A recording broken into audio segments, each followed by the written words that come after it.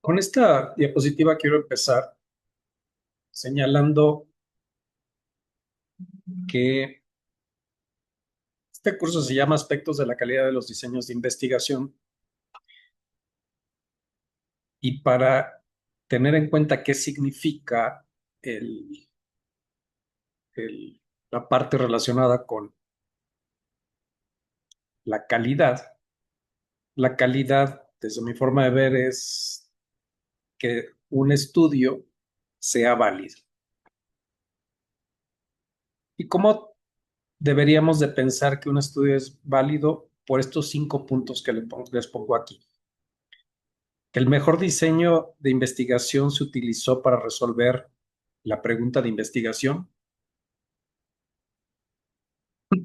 que la población de estudios sea la más apropiada para responder los objetivos y que el número de sujetos que se hizo en esa investigación sea el suficiente también para responder los objetivos y sobre todo para comprobar las hipótesis. Que las variables hayan sido medidas y evaluadas de acuerdo con los estándares internacionales y además que se haya hecho un buen análisis estadístico. En resumen, es cuando toda la investigación está libre de errores. Y uno puede leer en diferentes textos qué significan los errores en la investigación. Y aquí les pongo los 3 errores que, desde mi manera de ver, es lo que está en los diferentes libros de metodología y de estadística sobre cuáles errores hay. Entonces, desde el punto de vista metodológico, que es los que están del lado izquierdo, están los errores aleatorios y los errores sistemáticos que se llaman sesgos. Pero también desde el punto de vista estadístico podemos identificar el error tipo 1 y el error tipo 2. Pero eso es con relación a las pruebas de hipótesis que se establecen en la estadística. Cuando yo quiero comparar 2 o 3 grupos, entonces puede ocurrir el error tipo 1 cuando uno supone que rechazó la hipótesis nula cuando es verdadera y cuando no hace, cuando rechazó la hipótesis nula y esto es falso. Entonces el error tipo 1 es lo que se llama error tipo alfa y el error tipo 2 es el tipo beta. El error tipo 2 en general es el que más vemos tanto en protocolos como en la literatura, porque es cuando no tenemos el número de sujetos suficientes para comprobar nuestras hipótesis. De eso no se trata esta sesión, sino de los errores metodológicos. Hablando de los errores metodológicos, entonces aquí tenemos a los errores aleatorios y los sistemáticos. Los errores aleatorios es aquellos que existen en la naturaleza. Y hay algunas definiciones como esta que les pongo aquí, como la fluctuación o variación normal o periódica de la variable que voy a medir, y o que sea solo porque en ese momento, para ese individuo y de esa forma, así ocurrió, pero no porque yo hice las cosas mal. Entonces es casual, fue una situación que solo ocurrió en un momento, pero no fue siempre. Cuando es siempre, entonces le voy a llamar sesgo. Ustedes conocen que, por ejemplo, las variables del cuerpo pueden cambiar de acuerdo a diferentes situaciones. La temperatura puede ser el ejemplo más sencillo. La temperatura cambia si yo la tomo en la mañana, en la tarde o en la noche, después de hacer ejercicio o después de tomar bebidas frías o calientes. Igual la presión arterial en general es más baja después de que una persona está acostada, después de un tiempo acostado, que está parado. La estatura no es igual que se mida una misma persona si se mide en la mañana que en la tarde o en la noche. ¿Por qué? Porque baja el asunto de caminar o desplazarse, cambia algunos milímetros o centímetros a lo largo del día. Y esos son los errores aleatorios. Los sistemáticos son aquellos que donde durante toda la investigación siempre lo hice de una manera similar mal. Del lado derecho les pongo cuando no hay errores. Este es el ejemplo del tiro al blanco. Las tres flechas llegaron a donde yo quería, exactamente en el centro. Un error aleatorio es aquel que está en el del lado izquierdo, digo en el largo del medio, en el cual se ve que mandaron las flechas y qué es lo que ocurrió, que fue para todos lados. Entonces, ahí la persona nunca le atinó al centro, pero es un error que se fue a todos lados. Entonces ahí lo hizo mal siempre, pero sin ninguna eh, desviación hacia un lado, que es lo que está del lado izquierdo. El lado izquierdo, lo que dice ahí, que esas flechas ocurrieron en un solo lugar, pero no en el blanco, no en el centro.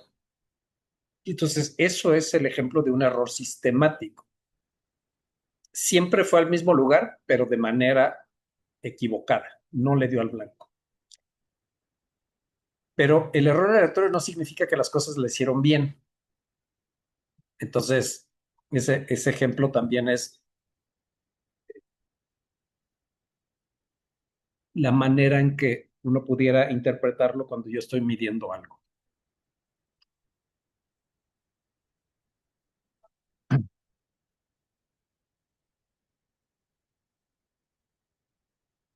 Entonces, los errores aleatorios es la variabilidad normal de aspectos fisiológicos de las personas, como la temperatura, el peso o la estatura.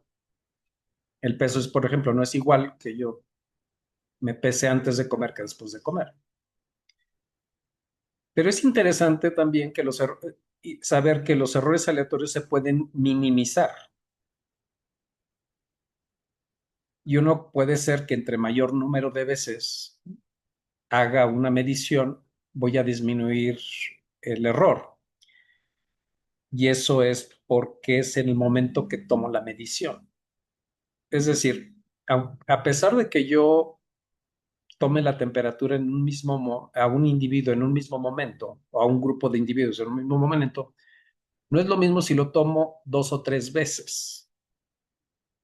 ¿Por qué? Porque si yo lo tomo 3 veces en diferentes momentos bajo la misma circunstancia, entonces yo voy a disminuir la varianza del valor obtenido.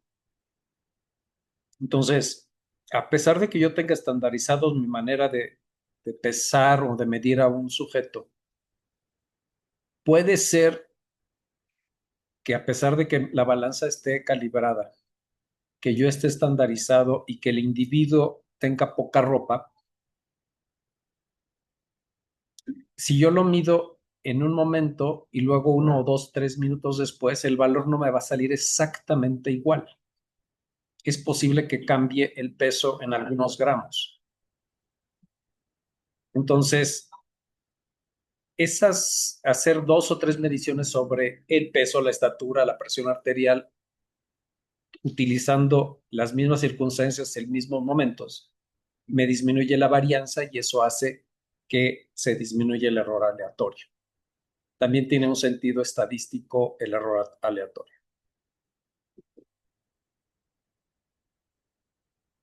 Este segundo elemento que yo les ponía ahí sobre el asunto de si yo hago una estandarización de mis mediciones, que a los individuos les pido que hagan, que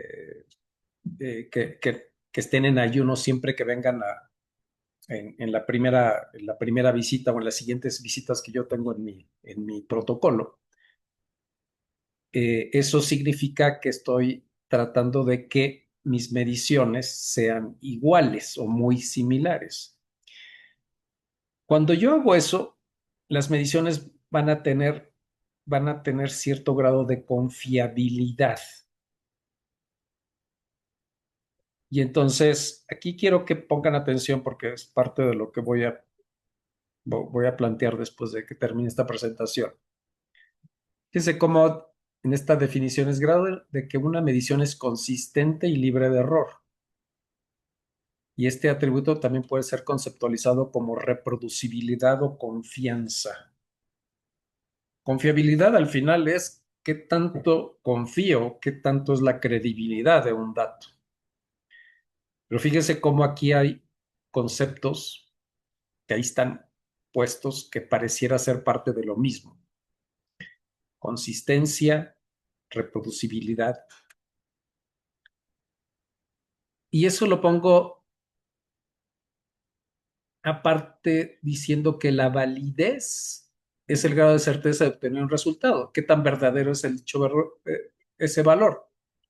La validez como definición es que yo estoy tomando como verdadero algo. Esa es la definición de validez. Qué tan real ese dato?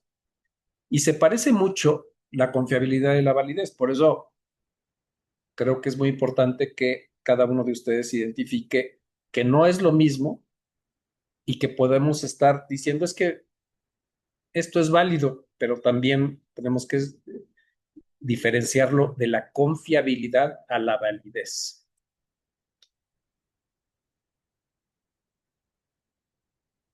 En este otro tiro al blanco, y eso ustedes lo pueden ver en diferentes textos que utilizan este o un gráfico similar para hablar de las mediciones.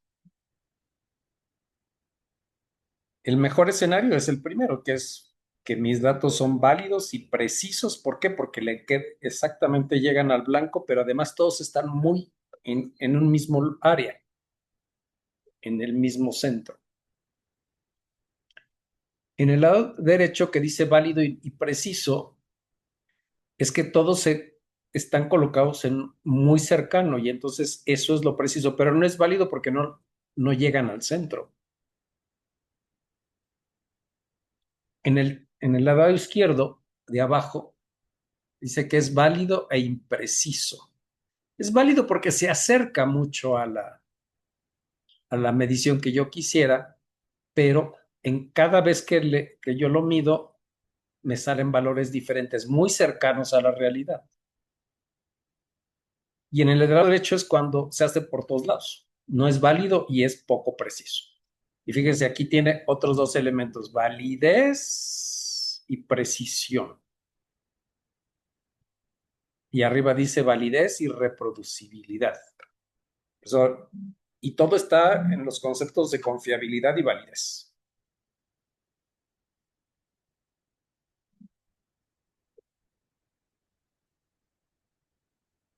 Eso, eso son las mediciones. Ahora, los sesgos. Los sesgos son los errores sistemáticos. Y en general, uno puede identificar tres grupos de sesgos, pero en muy grande el asunto. Por los participantes de la investigación, por el instrumento de medición que utilizo y por la persona que hace o las personas que hacen las evaluaciones. Entonces, en general, esos son los tres fuentes de sesgos.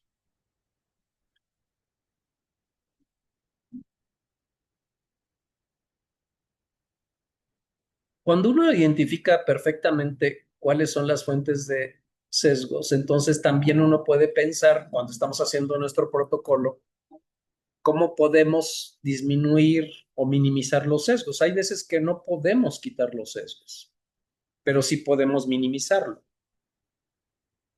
Entonces, en esta tabla les pongo las maneras de tratar de que hacer de esos sesgos lo menos posible para que mi estudio tenga validez. planificarlo bien. Voy a hacerlo cada 3 días, cada 5 días, cada mes, cada año, la medición de mi paciente. Cuando voy a hacer voy a empezar el estudio, voy a primero considerar si tengo 3 o 5 evaluadores para tomar la presión arterial. Voy a ver si todos lo hacen de la misma manera. Entonces voy a estandarizar sus mediciones. También voy a pensar que es posible que haya pacientes que se me pierdan en el camino. Y entonces también tengo que tratar de prevenir que no se vayan y tratarlos de seguir lo más pronto, lo más cercano posible para que yo pudiera buscarlos y traerlos de nuevamente. Entonces, ya llegó el paciente número 15. Voy a tomar sus datos para llamarle por teléfono, para localizarlo, ir a su domicilio para saber que ese individuo voy a tenerlo que evaluar 3 o 5 veces, pero entonces lo puedo localizar. Cierto que alguien puede decir, pues es que bueno, es que yo calculé mi tamaño de muestra de 100 y pensando que un 20% de los sujetos se perdieran, yo calculé 120 en lugar de 100. Y entonces con eso compenso las pérdidas. Es cierto, al final terminaron con 100, pero ¿por qué el 20% se perdió? ¿Qué pasó con esos 20? Yo puedo empezar mi estudio bien y esas personas que las estandaricé antes de empezar el estudio, tengo que planear que si el estudio va a durar 2 o 3 años, cada 3 o 6 meses tendría que volver a evaluar qué tan consistentes son sus mediciones y si siguen estandarizados sus mediciones. Y siempre usar, por último, la estadística que sea la apropiada para mi estudio. Y me regreso con casi termino con esta última diapositiva, que es la primera que les puse.